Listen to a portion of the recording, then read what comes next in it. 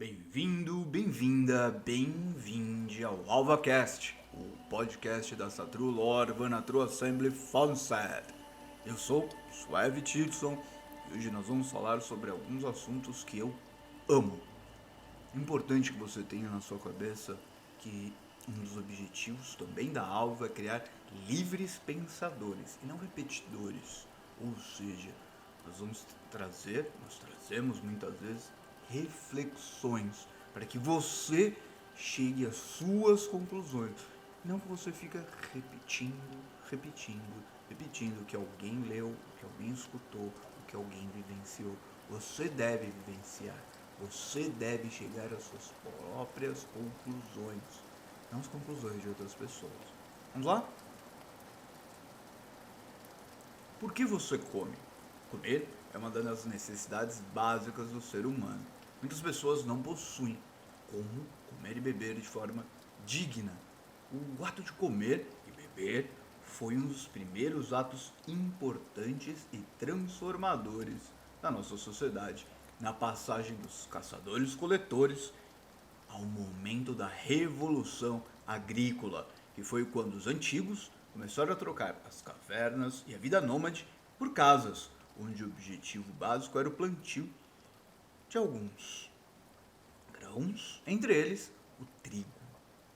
E esse trigo que vai trazer a revolução, porque ele vai ser transformado em cerveja. Sim? Esse período aconteceu em 13 mil anos atrás. Recipientes de pedra foram encontrados em um sítio arqueológico em Israel e eles eram como morteiros. Sabe morteiro? Que você usa para fazer caipirinha ou para preparar algum tempero? Então, eles usavam esses morteiros para triturar o trigo e também eram usados para fermentação. Uma das responsáveis pelo estudo, ela disse que eles possuem provas que esse trigo, essa fabricação de álcool, não era pelo excesso da produção agrícola, mas que ele foi desenvolvido com propósitos ritualísticos e espirituais. Os autores do estudo indicam que o pão mais antigo possui uma data entre uns 1600 a 14.600 anos atrás, e a cerveja em 11.700 e 13.700. O que nos leva a uma conclusão que os caçadores-coletores poderiam comer pão e continuar como caçadores-coletores, mas a cerveja trouxe o motivo para se estabelecer e ali mudar a forma da sociedade como um todo. Esse estudo foi publicado no Journal of Archaeology Science Reports. Você pode encontrar todas essas informações, esse artigo lá na nossa página da Alva, com todos os links para você entender um pouco mais. Ok? Vamos continuar. Uma das teorias mais aceitas para a criação da cerveja foi que tudo não passou de um belo acidente, onde os nossos antigos caçadores-coletores utilizavam a cevada ainda em estado selvagem como alimento, eles coletavam o máximo possível e levavam, claro, junto com eles, mas ainda ficava um pouco guardado, porque não era possível levar tudo. Esse excesso, esse recipiente de excesso, que um dia eles iam voltar para buscar, sofreu contato com o tempo, com a água, a chuva, com a neve. E começou a formar açúcar pelo processo de fermentação. Depois, eles voltaram, encontraram esse recipiente com esse líquido. Alguns vanguardistas beberam esse líquido. Um pouco forte, mas o importante foi a mudança na percepção do todo à volta deles. Agora, você consegue entender um pouco mais sobre a nossa sociedade e também como a cerveja foi uma das grandes responsáveis. Por que eu estou te contando tudo isso? Estou contando tudo isso para que você possa entender que toda comida e bebida possui um ciclo, um caminho. E hoje, muitos de nós perdemos esse entendimento. Ou seja, nós esquecemos as histórias, nós esquecemos de onde vem a nossa comida, para onde ela vai, como funciona esse ciclo. como funcionam as histórias relacionadas ao ciclo da comida. Ele é sagrado dentro do Fonset. Quando você senta na mesa e começa a comer e a beber, você está se relacionando, mesmo que você esteja sozinho ou sozinha. Isso acontece porque um conjunto de atos e indivíduos, muitas vezes animais, estão relacionados para que esse exato momento fosse possível. Exemplo básico, como o arroz, que às vezes você está comendo no seu prato e chegou até você. Quem plantou esse arroz? Qual a história daquele grão? De onde provém o arroz? Eu deixo isso como uma ponte para outro ponto. Por que você come arroz? Porque você come essa comida que está no seu prato. O ato de comer, ele é básico dentro da transmissão da cultura dos seus pais. Que seus pais receberam dos pais deles. Do que o que é se alimentar. Quais são os elementos básicos dessa culinária familiar. Algumas famílias que possuem estruturas familiares onde o pai e a mãe são de culturas diferentes, o filho acaba por receber duas culturas alimentares diferentes. Ou assim deveria. Outro ponto é por que deveria. Porque o ato de cozinhar no dia a dia, em muitas culturas, acabou por ser classificado como um ato menor, sendo relegado a mulheres. E a comida de festa, a comida de celebração ao homem. Um claro exemplo de patriarcado. Dentro da cultura pop, você pode encontrar, para saber um pouco mais sobre isso, a história da Julia Child. Ela foi uma das primeiras mulheres a ser matriculada na Cordon Bleu, que é uma das melhores escolas de culinária do mundo. E até aquele momento só existiam homens. É verdade, triste isso, né? Mas a nossa herança cultural culinária vem antes, bem antes do nosso nascimento. Já que ali, no líquido amniótico onde está o bebê, ele já possui uma extrema ligação com o que a mãe se alimenta. Ou seja, antes de nascer, a comida já é um ato sagrado na concepção de uma nova vida. O leite materno, posterior ao nascimento, é alimento primeiro da criança, onde também possui a referência da entrega da mãe ao seu filho, a transmissão do sagrado em forma de alimento, de fomento à vida. Uma mãe exposta a vícios como o excesso do álcool, cigarro e outros pode ter uma influência direta no feto. Mas um ponto que a gente acaba esquecendo é que o alimento atual, quase todo ele, é extremamente exposto a venenos. E esses venenos são levados ao feto. Pitágoras disse: ó mortais, não sigam envenenando o vosso corpo com um alimento tão repulsivo como a carne. Essa reflexão não é motivo para que você pare de comer carne.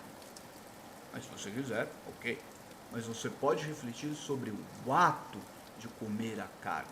Quantas toxinas existem na nossa comida diária? Não só na carne, no tomate, no leite, em tudo.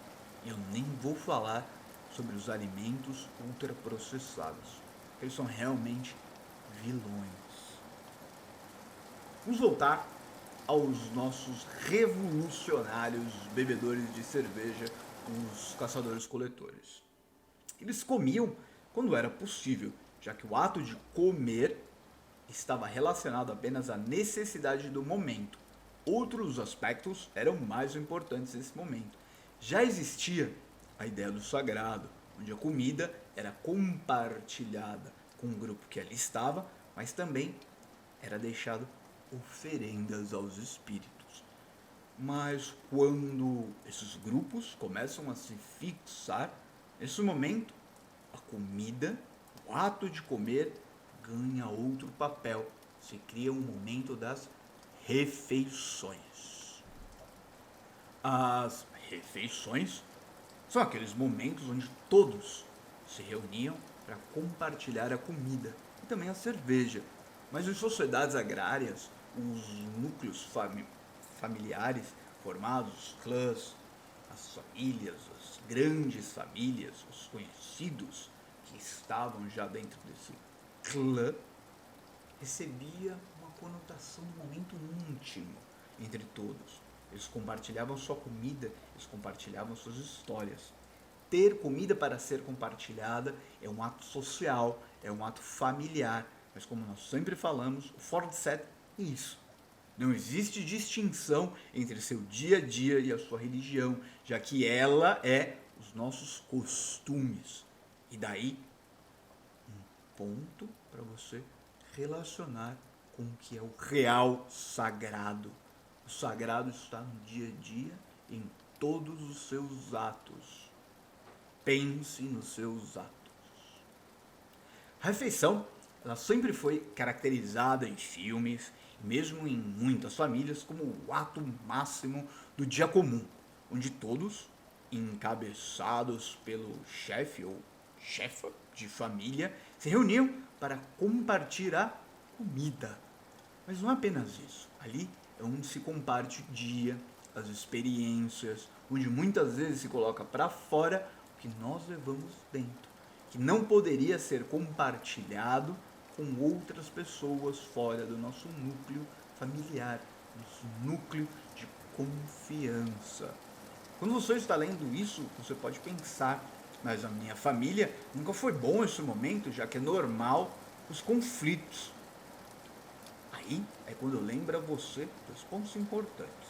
Primeiro é o conceito de frio, a paz, a fraternidade e a manutenção das mesmas, que deve ser uma busca constante entre aqueles que fazem parte da nossa família. E agora uma reflexão sobre família. Você é livre. Sua vida é livre. É difícil, eu sei. Mas escolha apenas o que te faz bem. Se a sua família naquele momento não lhe faz bem, busque outra. Um dos pontos básicos da religião, em nosso momento atual, é encontrar o seu lugar, ou seja, sua comunidade. E ela não é apenas as pessoas que você encontra para blocos. Ela é a sua família. Junto dessas pessoas, você deve ter aquele círculo de confiança, aquele porto seguro, ok? Nos tempos atuais, quando muitos de nós paramos de comer em família, nós quebramos um dos pilares básicos da estrutura familiar como base de formação do ser humano.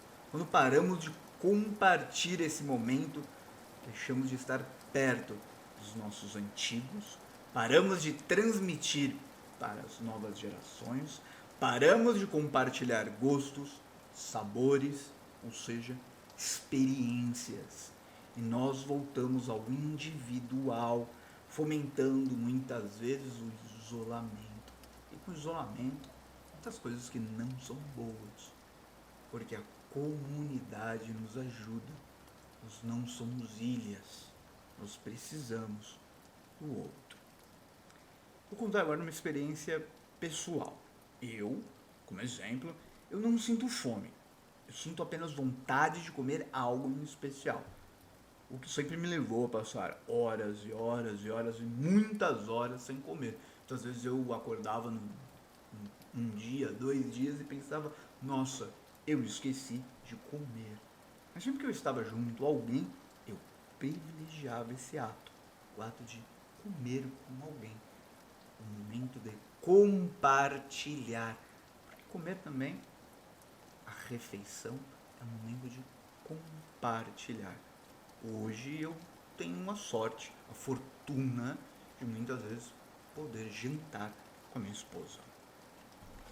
Eu vou terminar essa nossa reflexão do alimento como um ato sagrado, falando sobre os ultraprocessados. E também como, sempre, a conclusão é sua, já que todos devemos ser, como eu falei, livres pensadores. Quanto custa um pacote de macarrão instantâneo?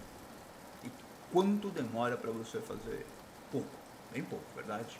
Mas por curiosidade, um dia, Sente com embalagem e leia os ingredientes desse macarrão instantâneo.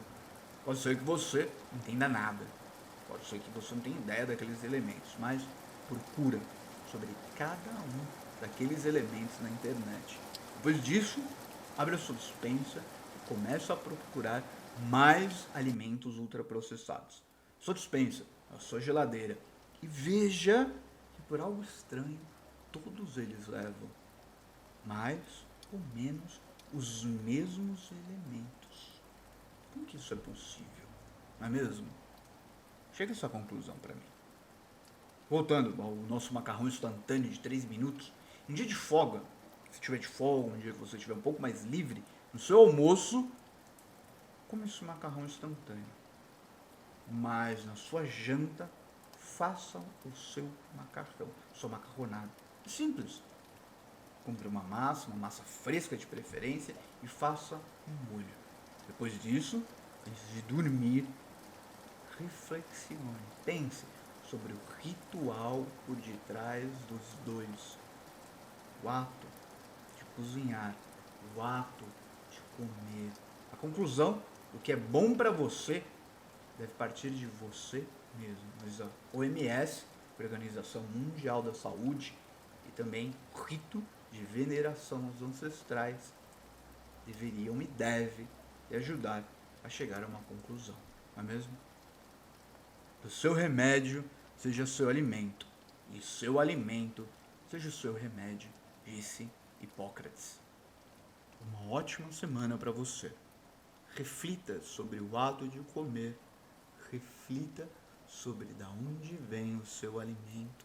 Se você tem filhos, pense, o seu filho sabe que a carne veio de um animal que foi morto, ou ele acha que veio da bandejinha do mercado?